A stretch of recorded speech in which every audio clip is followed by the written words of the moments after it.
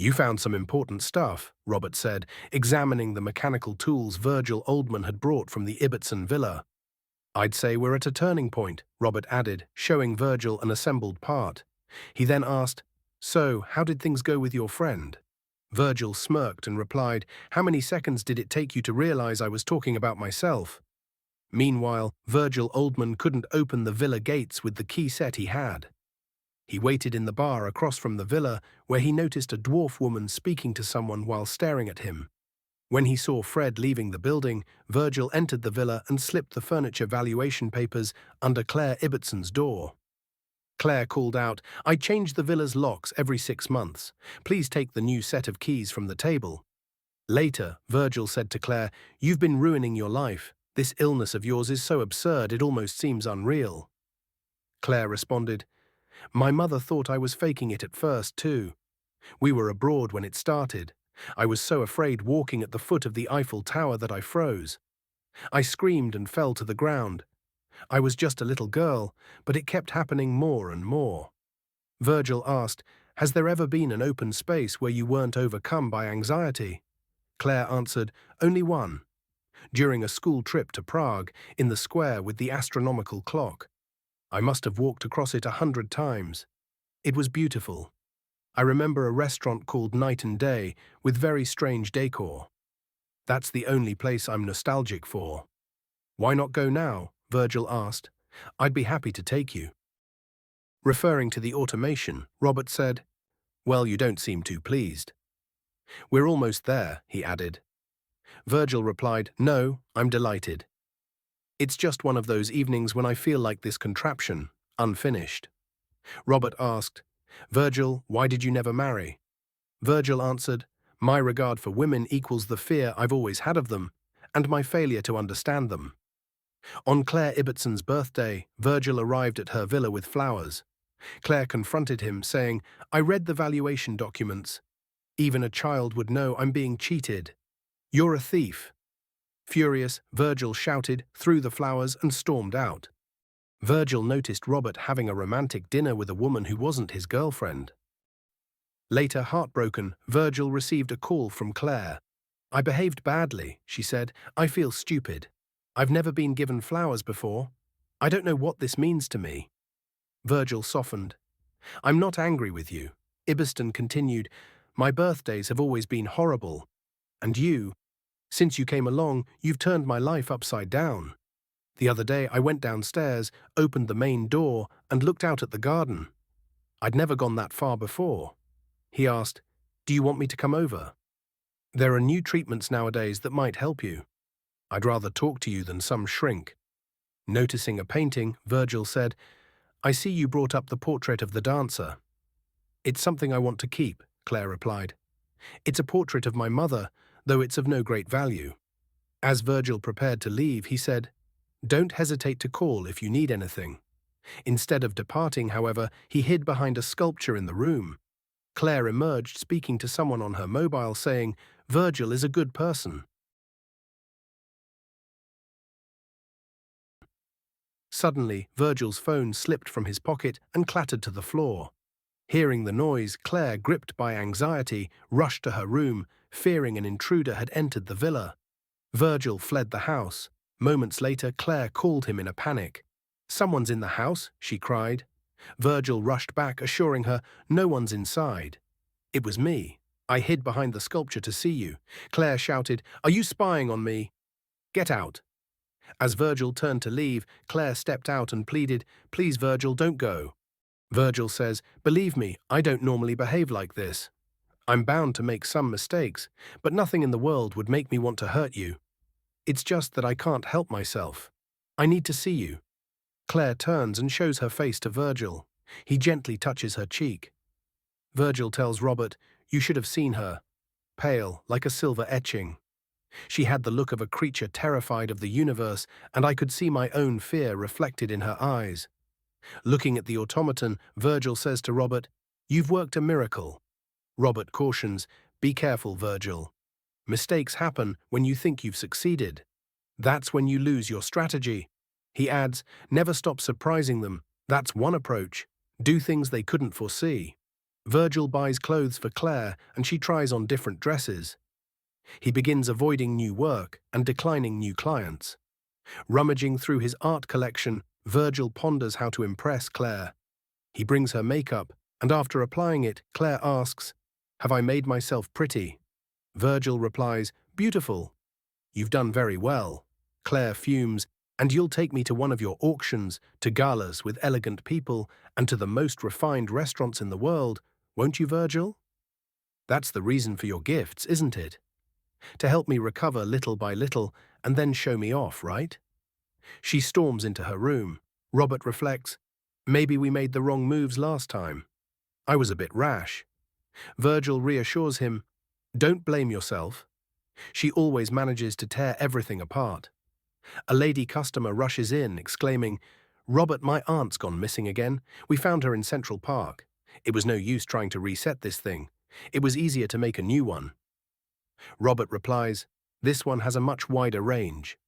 Virgil muses, "You need an idea that will excite her but also reassure her." Robert responds, "Yes, but she'll still see through it as some deceitful therapy." Virgil confides, "I'd be glad if you could see her, hear her talk. I'm sure you'd understand far more than I do." Virgil buys a bottle of wine from the bar across from the villa and arranges a dinner for Claire at her villa. Claire says, "You've done a wonderful job." Virgil replies, "I can't tell you how long I've wanted to spend time alone with you." Robert, hiding behind a sculpture, overhears. Pointing to a painting Claire owns, Virgil tells her, "You're more beautiful than the dancer." Claire responds, "Let's not ruin this evening by talking about me. I'd like you to tell me about your past."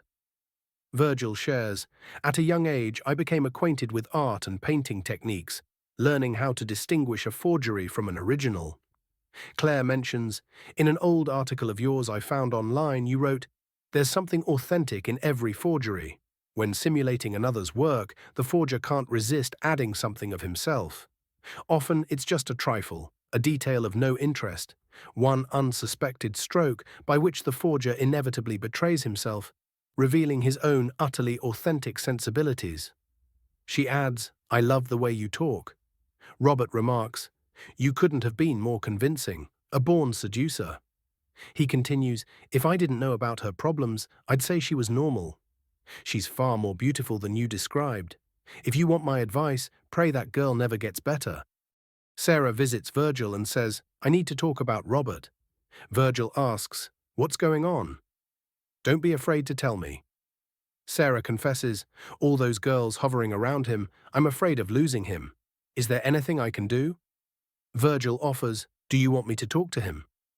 Sarah adds, "For a while now, he's been talking about someone named Claire.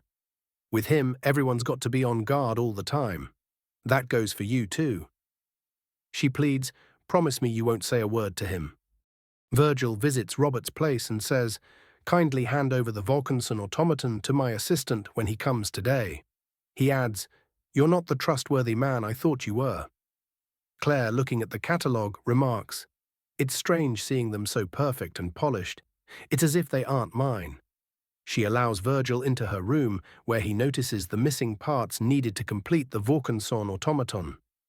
Claire receives a call from the director of her novels. She tells him, "I'd like to rewrite the last chapter with a more upbeat ending, if that's all you want." Virgil says, "I wouldn't rule out these parts being valuable, but I can't say exactly what they're worth." Claire responds, "I've often wondered if you're more interested in my furniture than in me." Virgil protests, "How could you say that?" Claire retorts, "I shouldn't have let you in here." Virgil contemplates whether to meet Robert while gazing at the unfinished Vaucanson automaton. He visits Robert and says, "I've found all the missing pieces. How do you feel about finishing the job?" Robert replies, "That's your problem." Robert clarifies, "I didn't get excited about the Vaucanson for the money." Virgil continues, "Sarah came to see me a few days ago. She was upset about your relationship." Robert snaps, "Are you here to advise me now?" Virgil responds, "No, you're the expert on women." Robert sighs, "All right, we can pick up where we left off." Virgil cautions, "You'll have to wait for the remaining parts." Robert asks, "If you had to choose between Claire and the automaton, what would it be?" When Virgil returns to Claire's villa, she's nowhere to be found. He searches the cellar and every part of the villa, but finds no trace of her. At the bar opposite the villa, he asks if anyone has seen a girl leaving. A person replies, "I saw a strange woman take the road to the park." The dwarf girl mysteriously says, 231. Virgil calls Robert and says, "Claire is missing." Fred, Virgil, and Robert search the park, but can't find her. Meanwhile, Virgil Oldman's assistant calls, saying, "Everyone is waiting at the auction house." Disoriented, with his hair unkempt and clothes in disarray, Virgil rushes to the auction house. As the bids begin, he's distracted, unable to focus, and frequently talks on his phone about Claire. Mistakenly, he describes an art piece that isn't the one being auctioned, prompting laughter from the audience. Robert advises Virgil, "You should call the police." Virgil protests, "It'll be all over the papers, they'll drag me into it. She'll come back or they'll find out where she is. Someone with her problems doesn't just vanish into thin air." Robert replies, "That depends. No matter how deeply rooted a phobia is, sometimes it can disappear on its own." Virgil asks, "So why did she run away?" Robert suggests, "Maybe something happened between you that drove her to make that decision." Virgil says, "You're the only person who knows everything that happened between us." Robert excuses himself and steps outside to meet Sarah. Virgil notices Sarah and Robert arguing on the road. "I never would have guessed you'd end up in a mess like this. Considering the lady's illness, it seems highly unlikely she just ran away. I'd say maybe she was abducted or something. That's not likely. I don't think she had any enemies. Perhaps someone became so infatuated with her that they carried her off by force. But who?" I've had my doubts about Robert, the young knight rescuing the damsel from the clutches of an old man incapable of love. She could have had her own reasons for disappearing. Virgil said, "I can't imagine what those reasons might be." Recently, she's been experiencing emotions and feelings that don't align with running away. Billy cautioned, "I wouldn't be so sure if I were you. Human emotions are like works of art. They can be forged. They may seem genuine, but they're often a forgery. Everything can be faked: joy, pain, hate, illness, recovery, even love." Later, Robert called Virgil and said, "Something occurred to me. Are you sure there are no other secret rooms in the villa?" Fred led Virgil to the villa's attic, where Virgil discovered Claire hiding in a secret room. Claire spoke softly. "I was happy in Prague, in that peculiar restaurant, with my first and only boyfriend. When we returned from that excursion one afternoon, we were walking in the city center when a car crashed into us. When I came to, he was gone. I went back home and never went out again." Virgil said to Robert, "I spent the whole night just looking at her. I didn't close my eyes." Robert smiled, "You've succeeded in making her fall in love." Virgil replied, "I had a good teacher." While explaining how the automaton would have spoken, he reveals a compartment in the android where a small person could hide. There must have been a sunken pedestal inside where the person would crouch, their voice reverberating within the body. Do you think love can be faked? Based on what you say about art forgeries, I would argue it can't be fully faked. If love is considered a work of art, it would be remarkable, wouldn't it? Imagine if it could be sold at an auction. What do you plan to do now? I want to coax her out. Robert advises, "I wouldn't push too hard if I were you. She's too fragile." On a rainy night, Virgil is attacked while heading to Claire's villa. Injured and lying alone on the road, he calls Claire from his mobile. Peering through her window, Claire sees Virgil injured on the road and rushes out of the villa. She calls for help and takes him to the hospital. Virgil invites Claire to his home and gives her a tour. During their conversation, he reveals his deep-seated distrust of others, confessing, "I was so wary of people that I kept them at a distance from my home. Even now, I feel uneasy when I see the housekeeper or maids moving about. After dinner, I send them away." Claire responds thoughtfully, "I wasn't wrong when I said we were so similar." Later, Virgil asks Claire to close her eyes, saying, "I'll tell you when you can open them." He leads her into a secret room where his private collection of paintings, exquisite portraits of women, is housed. The paintings are displayed like revered artifacts, softly illuminated to highlight their beauty and value. The atmosphere is thick with secrecy and vulnerability.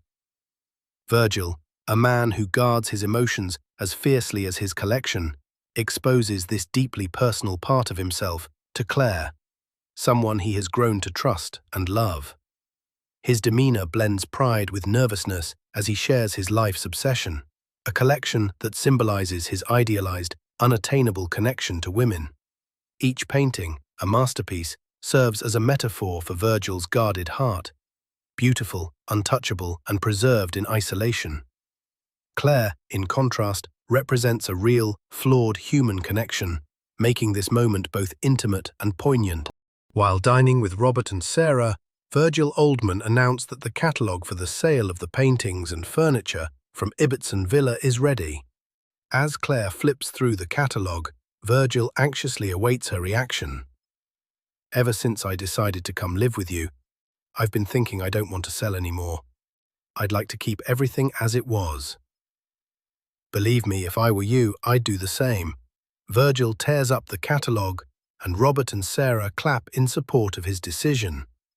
Virgil announces, "I have an auction in London next week. It will be the finest of my career and my very last." He successfully conducts his final auction, receiving a standing ovation. Billy Whistler congratulates him and remarks, "I sent you one of my paintings to remind you what a great artist I could have been if only you had believed in me." Upon returning home, Virgil searches for Claire but cannot find her. A staff member says, "Mr. Oldman, she must have gone out. It was the same yesterday. Sarah and Robert came to pick her up, then returned for lunch." In the room, Virgil finds a painting and intends to take it to his secret room.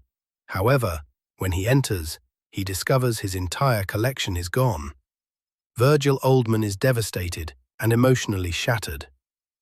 In one corner, he finds the automaton, which speaks, "There is always something authentic concealed in every forgery. That's why I will miss you, Mr. Oldman." A few days ago, they brought some furniture to the villa opposite. "Did you notice? I don't see much from in here. Ask her." The bar waiter calls her Claire. "Listen to what this gentleman wants to say." Yes, and the day after, other workmen came and took everything away again. In 18 months, 3 deliveries and 3 removals. "I was here a while ago. Do you remember? You visited this bar 9 times. I was wondering if you saw a woman leave the villa. Medium height, light hair, a bit pale. That time was 2:31. Are you sure?" Then another 6. In a year and a half, I saw her go out 237 times. She is a phenomenon. She remembers everything. You're at the villa 63 times, 36 during the day and 27 at night, excluding the night of the accident. The villa is free now. If you are interested, I will get you a good deal. Who owns it? Me, but I don't know what to do with it. I often rent it out to cinema people. For the past 2 years, it's been taken by the engineer who does the lift that takes me up to my house. He is really nice, that boy. There is nothing he can't fix. And he is always kissing me, bringing me flowers. And that's the whirlwind of the best offer. Giuseppe Tornatore's tale of art, deception, and obsession leaves us questioning trust and authenticity. Geoffrey Rush's gripping performance and the film's shocking twists make it a must-watch for thriller fans. What did you think of Virgil's journey?